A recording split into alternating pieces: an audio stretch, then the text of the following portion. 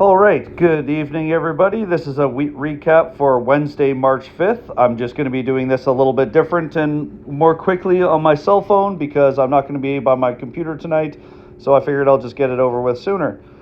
Just as I had expected, we had a daily inside buyer, so today's range was completely contained within yesterday's range, and we are just seeing an hourly equilibrium at this point. So we've got the low, the lower high, higher low, lower high. Now we're looking for a higher low on the way back down, and we will see where that comes from. So nothing changes unless we can break this pattern at this time. And all we are looking for still is that weekly higher low. Generally, you would want to see a 4-hour trend change mark the higher low and then head back up. And that, or 4-hour oversold mark the higher low and head back up. But that is just early indicator that we are changing the trend. We do have a bit of work as far as the bulls need to do and to head back up. We're basically at the 4-hour 12 moving average right now, and we need to break this 585.39 level to give some credit to the bulls. Otherwise, the bears are still in full control at this time. So the NASDAQ, the exact same thing. And if this does break bull, then we zoom out and we look for a daily lower high, then 21,121, and we look for an inverse head and shoulders to play out. So as each time frame breaks upwards, we zoom out and see what we're looking at. So once this tops out on the day, wherever it is, then we'd look for the right shoulder to form, unless we have a super strong move and it just breaks above. But we'd just be looking for that higher low on the way back down. But we have not bounced far enough that we are out of the woods yet. And I don't know what people are talking about online, that we are heading for a crash. We went down 6.5%. We are currently only down 5% as far as how much we've went down. A correction is considered 10% plus, 10 to 12%, and a bear market or a crash would be 20% plus. So that's not even in my thought process at this time, is like, are we in a crash? We are not in a crash. A lot more has to happen from the bear. The bears need to prove a lot more. This is definitely a sucker punch push from the bears, and I see it as a buying opportunity unless we are proven otherwise. If we set the weekly higher low and then have a weekly lower high and then go and break down into a weekly lower low, then I'm concerned. But at this time, we are just we're just in like a slight correction mode. And no reason to be panicking and calling the sky is falling until we see a lot more action from the bears. Okay? So the Dow, still looking for its weekly higher low. Just an inside bar as well. Still a 4-hour equilibrium. We did manage to change the 4-hour trend just with no follow through at this time. We did close above the 12-hour EMA. We need to see a bit more of a push. So I was looking at this broadening wedge, which broke bear, and now we're back in the wedge. So I would honestly be looking, it's a possibility we could be looking at this upper trend line when we head back up. But that is speculative right now, and we need to see more from the bulls at this time.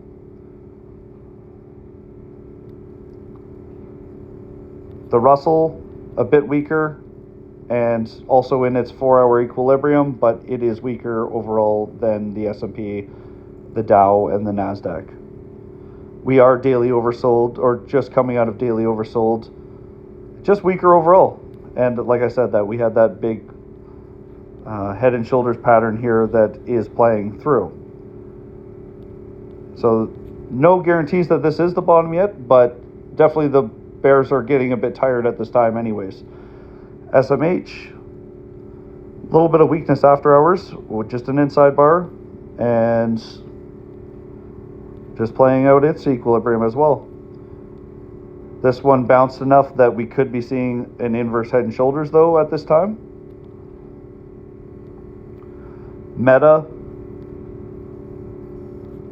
daily bounce underway, but just still underneath the 50 moving average. That 50 moving average can be a problem. So we need to see a higher bounce, and then we'd be looking at an inverse head and shoulders on the daily.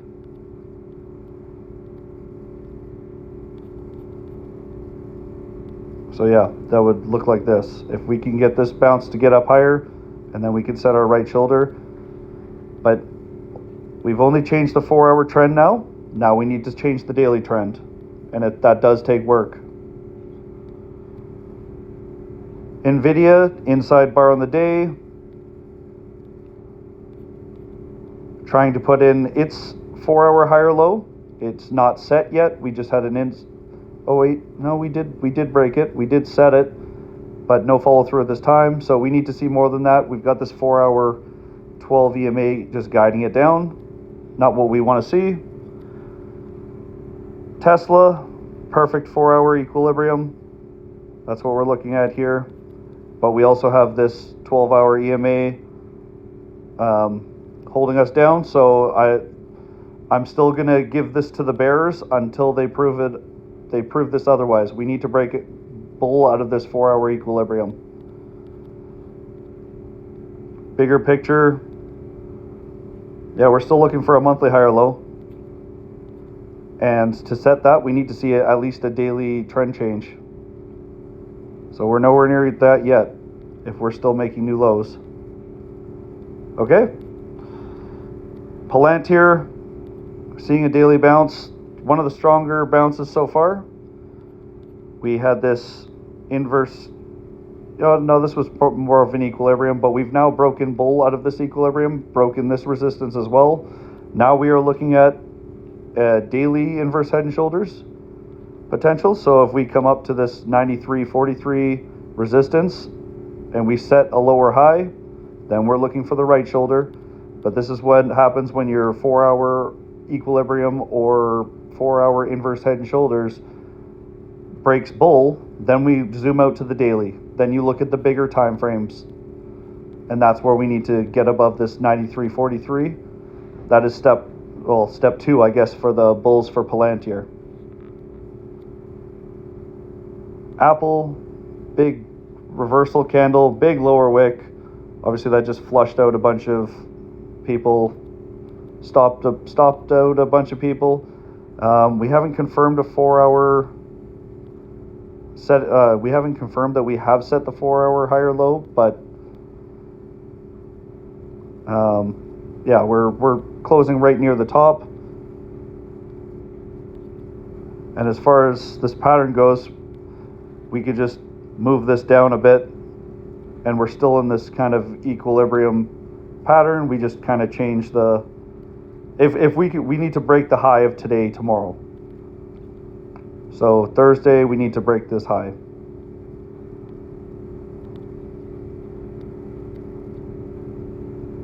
IBM. So overall we just had this kind of we're trying to defend this zone again, where we did make it to the 0.5, and we just tested this support again.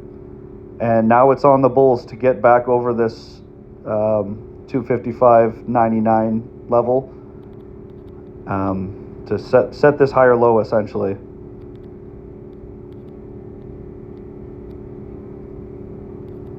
Google still bouncing, getting a little bit more follow through now, but it was one of the weaker names from before. We're still having an issue with this 200 moving average right here. Now we have the 12 moving average coming up to us.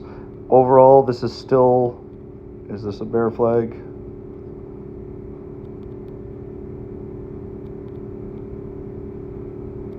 Yeah, we're still in bear flag territory on the retracement, so we need to break the high of today, tomorrow again to get us out of this bear flag zone and give us more credit to the bulls.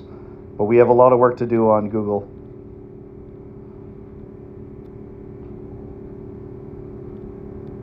Amazon having its daily bounce underway. This support is coming basically from the 200 moving average. That's what I'm seeing. And when this daily bounce tops out, we are looking for an inverse head and shoulders from wherever it tops out. If it tops out here or tops out up here, we would just be looking for this daily inverse head and shoulders pattern at that point to play out. But we've definitely made enough room for a higher low on the way back down. But ideally you see a bigger bounce, so it gives the bulls way more work to play with. Baba, I'm sure this was probably news related. Just like seeing the extra volume here looks great. We're heading back up. This is basically a weekly bull flag. Trying to confirm now. Now we're looking at this weekly resistance, 141. I think this easily makes it. If we can break bull here, we are easily making it to this 150 range. And that will be a significant level if we can break above 152.31. Because that is our bear flag for a 3 or 6 month bear flag. That would be breaking above it. So everything looks good on Baba. I'm definitely gonna have this back on my watch list. I think there's a lot more upside potential here if we can get above that 152. And buying 1 hour oversold, 4 hour oversold is definitely of interest to me. AMD, inside bar, but still weak.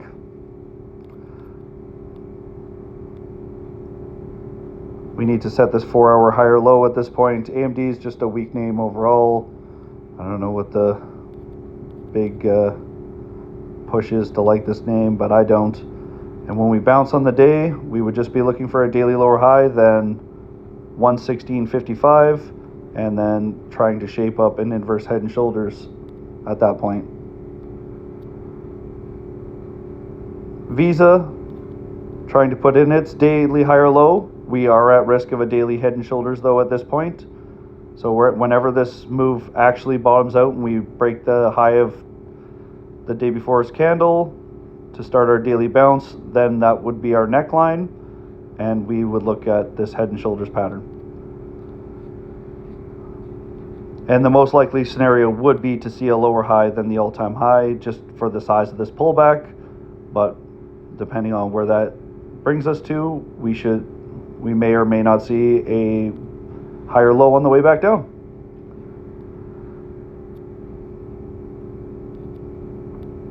RGTI earnings after hours doesn't look like it went well. Okay, down 6% after hours. So a negative bearish earnings reaction. This is a non-profitable company, so that can be expected. And if we do break down, this is just a daily bear flag, and we're just looking back down to, what is the low here? So $7 psychological level, $6 psychological level, and then finally our $5.95 final support here. Once we break those, and we've also got the 200 moving average right below it as well. So it's not looking good, and whenever this does bounce, we are definitely looking at a weekly lower high than wherever this high is. Yeah, we would be looking for a weekly lower high than 15.15, just due to the size of this pullback.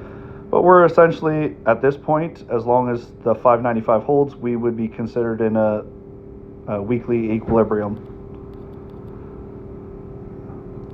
Although, yeah, the earnings may push us down. We will have to see what the real reaction is tomorrow.